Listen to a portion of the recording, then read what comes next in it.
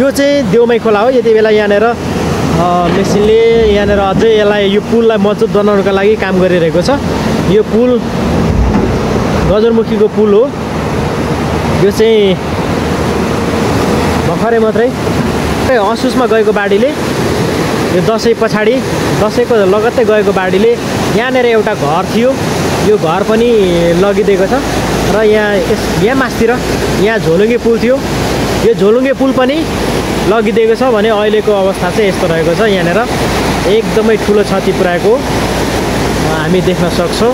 यहाँ मास्तिर गजरमुखी धाम चाहिँ यहाँ माथि रहेको छ। यो ठाउँ एउटा पनि हो यो ठाउँको। यहाँ मानिसहरू प्रायः जसो मङ्गलबार र शनिबार चाहिँ पूजाआजा गर्नका लागि टाढा टाढादेखि आउने गर्छन् र यो पवित्र स्थलमा चाहिँ ठुलो क्षति पुगेको थियो र यो अलिकति बेसी पर्ने भएकोले धान खेतीहरू गरिन्छ। एकदमै राम्रो उब्जनी हुने ठाउँ हो। तर गएको खोलाबाढीले चाहिँ एकदमै ठुलो यहाँनिर क्षति पुर्याएको हामी देख्न सक्छौँ। यस्तै छ, परतिर चाहिँ यसरी धान फलिरहेको छ, एकदमै राम्रो छ।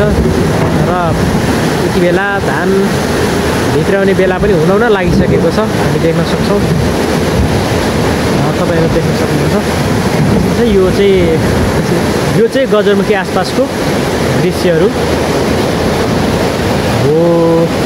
यो चाहिँ गजरमुखी आसपासको दृश्यहरू हो, यस्तो रहेको छ। तपाईँहरू देख्न सक्नुहुन्छ।